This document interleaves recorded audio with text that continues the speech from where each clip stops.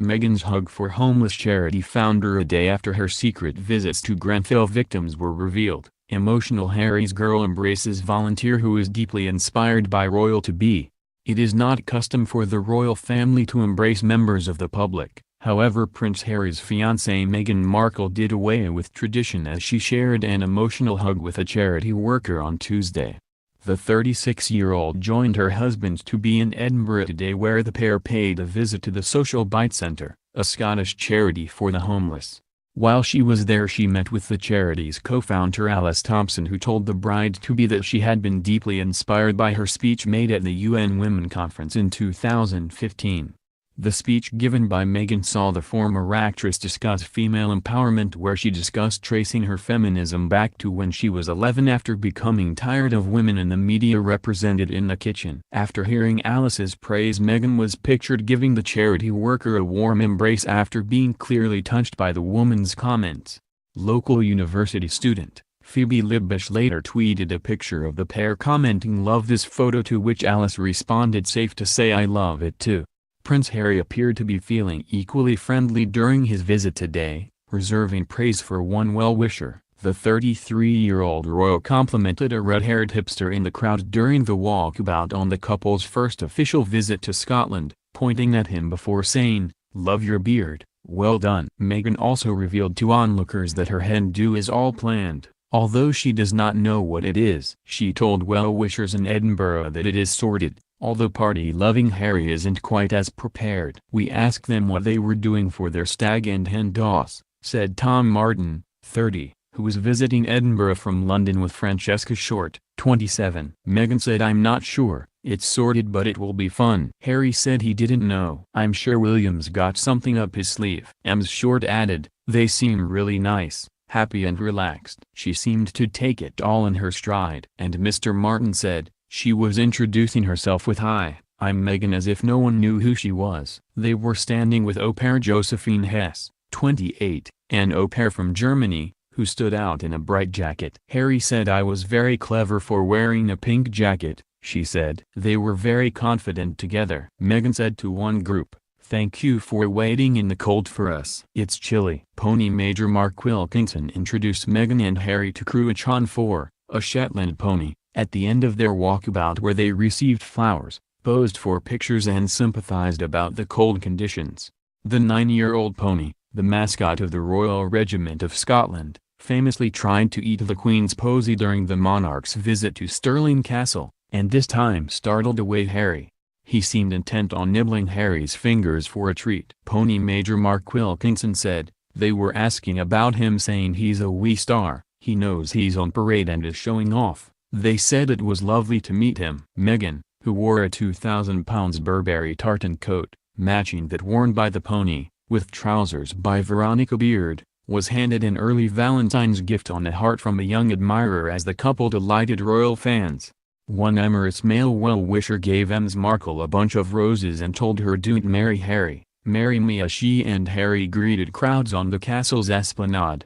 Ryan Davey, 32, had his 6-year-old daughter Hannah perched on his shoulders so she could get a better look at the couple as they passed by. He said, "We've come up from Durham to see them. This is the nearest place for us, but it's been worth it." Hundreds of well-wishers had braved the conditions to stake the best place to spot the royal couple on the esplanade outside Edinburgh Castle this morning, despite the cold and wet weather. With the centuries-old fortress as a backdrop, the couple began shaking hands, saying hello and thanking the well-wishers for coming to see them. Harry and Meghan were also both given gifts by young fans. Harry and Ms. Markle joined Sergeant Dave Beveridge, District Gunner, Royal Artillery, for the firing of the 1 o'clock gun. They were given ear defenders before standing behind the gun, which dates back to 1861. The couple also chatted to cadets and took in views across the city, before briefly waving to the crowds as they departed. Harry and Meghan later arrived at the Palace of Holyrood House in their final public engagement on their visit to Edinburgh. The couple were attending a reception to celebrate youth achievements as part of Scotland's Year of Young People 2018. Crowds lined the approach to the palace as the royal couple arrived. Ben Mason, 9, and the First Minister's mentee Charlotte Liddell, 21, took the royal couple around the reception for the Year of Young People 2018. First Minister Nicola Sturgeon was also in attendance as Harry and Meghan spoke to representatives from youth groups and charities on the final public engagement of their Edinburgh visit. Sarah Coronado, 28, a master's student from Mexico studying at Edinburgh University, was one of the first well-wishers to arrive at the castle's esplanade.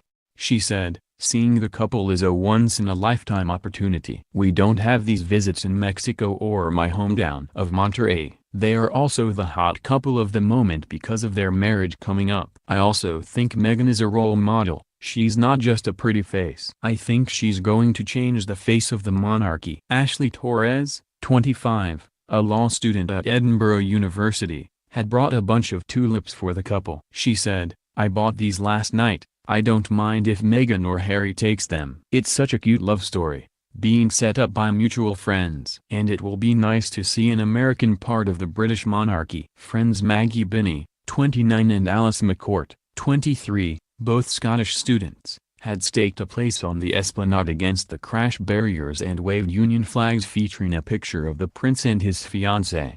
Ms. Binney said, "I really do admire Meghan. She's got a good head on her shoulders, and I also admire Harry for the mental health work he does and his work with military veterans." Carolyn Chisholm, 43, from Airdrie, gave her some heart-shaped potato scones from the bakery she runs with her husband, and a favor of artificial flowers from her wedding 17 years ago. "I just thought for Valentine's the scones were a wee gift of Scottishness." Her mother had the mildest complaint, however. She gave them to her aide, saying they were scones, said Linda Clark, 70, pronouncing the word to rhyme with gone. She added, "The correct pronunciation is scone to rhyme with bone." Thea Ward, 9, came all the way from Preston with her mother Danielle, 35, and brought with her a fluffy white dog to give Ms. Markle. Harry, however, got there first. He said, "Was it for me?" said Mrs. Ward. Diplomatically, she said, "Both of you." Maya Moss, 22, from Sweden, who is studying law at the university, said, "She said she was freezing. She told someone, 'You are cold too.'" As the band of Royal Marines Scotland played outside the entrance to the castle, two young girls gave Harry a handmade sign decorated with hearts and the couple's names, albeit with a slightly premature promotion for Ms. Markle. It said, "Princess Meghan and Prince Harry," said Orley Connors, 10, from Edinburgh. They both said thank you. What did she think of Harry and Meghan? "They're cool," she said enthusiastically. Harry and his bride-to-be met well-wishers before heading inside the historic fortress to watch as the 1 o'clock gun was fired, a tradition started in 1861 to mark time for ships in the Firth of Forth. First they had what one royal aide described as a 5-minute warm-up in the governor's house before watching the firing of the gun. The loved-up couple adorably held hands as they strolled on to the ramparts to watch the 105mm L-118 light gun go off. After a briefing from Sergeant Dave Beveridge, of the Royal Artillery, who fires it daily from Tuesday to Saturday, they put in ear defenders and waited for the blank to send a powerful explosion ringing out. Sergeant Beveridge then pulled the still-smoking cartridge case, which had been packed with 6 ounces of gunpowder from the chamber. He said, "I gave Prince Harry and Meghan a very brief history of the 1 o'clock gun and why it was still firing. Harry asked me about my history, so I told him I did 24 years in the army and then I got this job." He asked about the gun and where it's been. "I was very conscious of the time though because the gun still does have to go off at 1 p.m. I was worried I'd have to stop talking." We are big fans of the royal family. We are visiting Edinburgh for the half-term and we are actually considering moving to Edinburgh soon. Kim Cameron, 55, from Dander Hall, Midlothian, added, "I just want to see them because I love the royal family. I want to show them love and support. Harry is our favorite. He seems more down to earth. He could be your best friend, just the kind of guy you want to have a beer with." Both of them are like that. They seem happy and they try to be as normal as possible. It's just very exciting and I love the energy too. The trip to Scotland is the 4th public appearance Meghan and Harry have made together and follows successful visits to Nottingham, Brixton in South London and Cardiff in the months that followed their engagement announcement in November. Also on the esplanade were the Royal Marines Band Scotland who played for Meghan, the former Suits actress, and the prince, who became Captain General of the Royal Marines in December 2017. Kensington Palace had said, throughout the day Prince Harry and Ms. Markle will have the opportunity to meet members of the public, learn more about organisations that work in the local community and nationwide, and celebrate youth in the Scottish Year of Young People 2018. Inside the castle at the historic Edinburgh Garrison, which looks out across the city, the couple watched as the 1 o'clock gun was fired, a tradition started in 1861 to mark time for ships in the Firth of Forth. The couple also went to the new town to visit Social Bite, a social enterprise cafe which distributes 100,000 items of food and hot drinks to homeless people across Scotland each year, as well as employing staff who have experienced homelessness themselves. They were the latest in a string of high-profile visitors to Social Bite. Hollywood star Leonardo DiCaprio stopped for lunch at Social Bite Venture Home in Edinburgh's West End in November 2016, while the Duchess of Cornwall and George Clooney have been to Social Bite's Rose Street branch. Prince Harry and Ms. Markle rounded off their visit by attending a reception at the Palace of Holyrood House to celebrate youth achievements marking Scotland's Year of Young People 2018, an initiative that aims to inspire Scotland through its young people.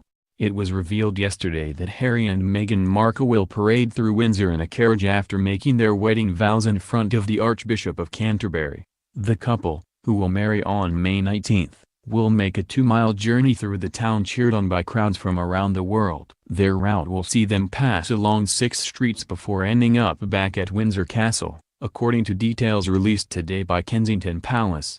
The marriage service, in the castle's 15th-century St. George's Chapel, will be conducted by the Dean of Windsor, the Right Reverend David Connor. The couple will then make their wedding vows in front of the Archbishop of Canterbury, Justin Welby,